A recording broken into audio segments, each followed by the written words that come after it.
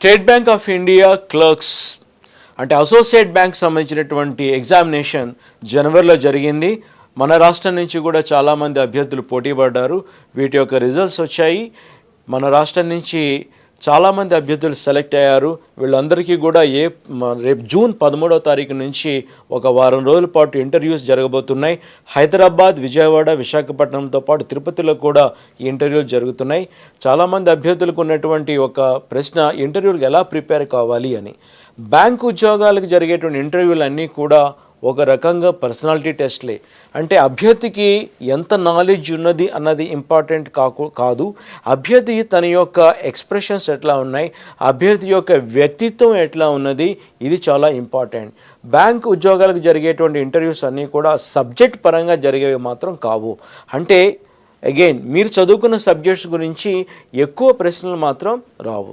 So మనం బేసిక్గా analysis చేస్తే 3 రకాల ప్రశ్నలు రావడానికి ఆస్కారం ఉంది. ఒకటి, మీ యొక్క బయోడేటా, మీరు చదువుకున్న చదువు, అట్లాగే మీరు ఏదైనా కనుక ఒక జాబ్ చేస్తుంటే ఆ వర్క్ ఎక్స్పీరియన్స్, ఈ మూడింటి మీద కూడా మీకు ఖచ్చితంగా ప్రశ్నలు వస్తాయి. వీటికి తోడు బ్యాంకింగ్ రంగం మీద మీకున్నటువంటి అవగాహన ఏ మేరకు ఉన్నది అని తెలుసుకోవడానికి కూడా కొన్ని ప్రశ్నలు వస్తాయి. ఈ రెండిటికి తోడు సమకాలీన అంశాలు అంటే కరెంట్ అఫైర్స్ మీద మీకున్నటువంటి అనాలిసిస్ ఏంటి, ఇంట్రెస్ట్ ఏంటి తెలుసుకోవడానికి వాటి మీద కూడా ప్రశ్నలు వస్తాయి.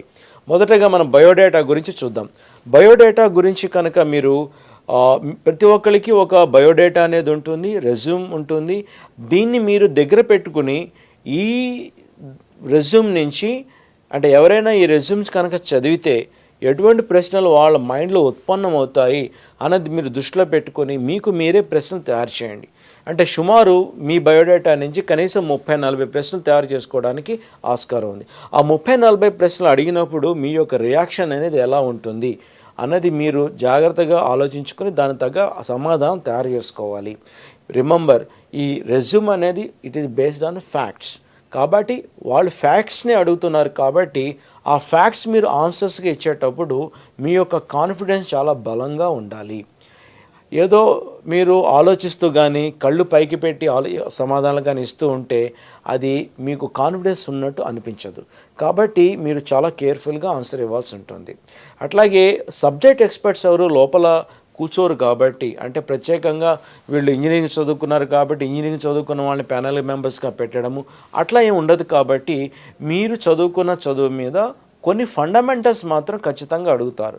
నేను కామర్స్ చదువుకోలేదు కానీ కామర్స్ మీద కొన్ని ఫండమెంటల్ ప్రశ్నలు అడగడానికి ఆస్కారం ఉంది. ఒకవేళ నేను చదువుకున్న సబ్జెక్టే మీరు కూడా చదువుకొని వస్తే కొన్ని ప్రశ్నలు అడగడానికి ఆస్కారం ఉంది. అలా కాకతాళీయంగా జరిగితే తప్ప ప్రత్యేకంగా సబ్జెక్ట్ గురించి ఒక డ్రిల్లింగ్ లాగా ఏమీ ఉండదు. కానీ మీరు బ్రషప్ మాత్రం చేసుకోండి ఫండమెంటల్స్ అన్నీ కూడా.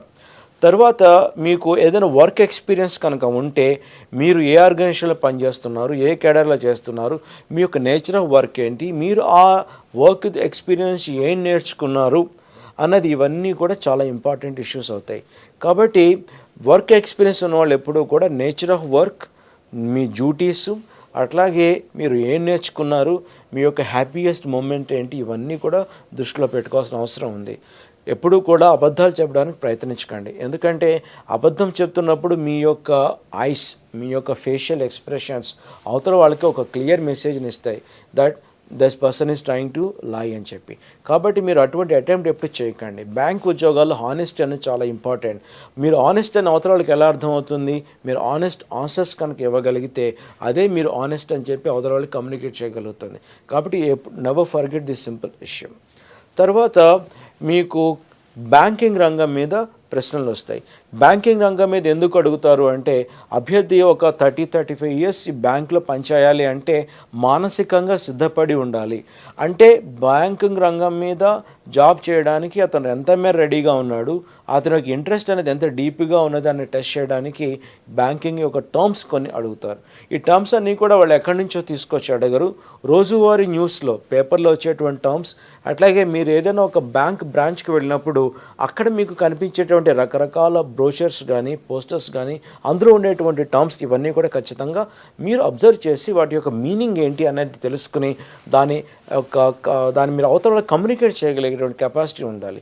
ఈ మాత్రం నాలెడ్జ్ తెలుసుకుని ఉంటే కనుక సరిపోతుంది. అట్లాగే మీకు థర్డ్ కేటగిరీలో డెఫినెట్గా కరెంట్ అఫైర్స్ మీద అడుగుతారు. ఈ కరెంట్ అఫైర్స్ మీద ప్రశ్నలు అడుగుతున్నప్పుడు బర్నింగ్ ఇష్యూస్ ఏమున్నాయి మన కంట్రీలో, వీటి ఇష్యూస్ ఉన్నప్పుడు ఇష్యూస్లో ఫ్యాక్ట్స్ ఏంటి, మీ యొక్క అనాలిసిస్ ఏంటి, ఇది చాలా ఇంపార్టెంట్. ఇది పిఓ లెవెల్లో ఎక్కువగా ఉంటుంది. క్లరికల్ లెవెల్లో ఖచ్చితంగా కొన్ని ఫ్యాక్ట్ బేసిస్ కూడా క్వశ్చన్స్ కూడా అడుగుతారు. కాబట్టి ప్రతి ఇష్యూ మీద మీకున్న ఇన్ఫర్మేషన్ ఏంటి అన్నది మీరు క్రాస్ చెక్ చేసుకుంటూ ఉండాలి. అలాగే ఎవ్రీడే న్యూస్ అనేది మారుతూ ఉంటుంది. కాబట్టి ఈ బర్నింగ్ ఇష్యూస్ మీద ఉన్నటువంటి లేటెస్ట్ ఇన్ఫర్మేషన్ ఏంటి అన్నది మీరు ఖచ్చితంగా తెలుసుకుని తీరాలి. అట్లాగే ఆ రోజు న్యూస్ పేపర్, ఇంటర్వ్యూ జరుగుతున్న రోజు న్యూస్ పేపర్ మీరు ఖచ్చితంగా చదివి వెళ్ళాలి. ఎందుకంటే what are the headlines today అని చెప్పి అడిగిన సందర్భాలు కోకొల్లలు. కాబట్టి మీరు ఈ రకంగా కనుక ప్రిపేర్ అవుతూ ఉంటే డెఫినెట్గా సక్సెస్ అనేది వస్తుంది.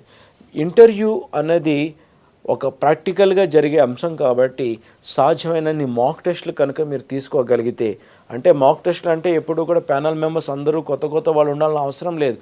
మీకున్న ఫ్యామిలీ మెంబర్స్, మీ యొక్క ఫ్రెండ్స్ వీళ్ళందరినీ దగ్గర కూర్చోబెట్టుకొని మీరు వాళ్ళని ప్రశ్నలు అడగమని ఒక్కొక్క టర్మ్కి, అంటే నెక్స్ట్ టైం మీరు ఇంటర్వ్యూ చేస్తున్నప్పుడు, మాక్ ఇంటర్వ్యూ ఇస్తున్నప్పుడు ఇంకా బెటర్ ఆన్సర్ కోసం ట్రై చేస్తూ ఉంటే మీకు ఖచ్చితంగా ఒక కాన్ఫిడెన్స్ అనేది బిల్డప్ అవుతుంది. అండ్ అలాగే మీరు చేసేటువంటి సెంటెన్స్లో కూడా ఒక ప్రాపర్ కన్స్ట్రక్షన్ అనేది కనిపిస్తుంది. ఇవన్నీ కూడా మీకు మంచి మార్కులు తెచ్చుకోవడానికి దోహదం చేస్తుంది. కాబట్టి ఇంటర్వ్యూ అంటే భయపడాల్సిందేం లేదు. కొద్దిగా గైడెన్స్ తీసుకుని కొద్దిగా మీరు ఈ ప్రాక్టీస్ కనుక చేస్తే ఆ భయం బిడియం అనేది ఇంటర్వ్యూలో ఉండవు. కాన్ఫిడెన్స్ అనేది ఉంటుంది కాబట్టి, ఉత్సాహం అనేది ఉంటుంది కాబట్టి అది మీకు సక్సెస్ అనేది తీసుకొస్తుంది. I wish you all the best.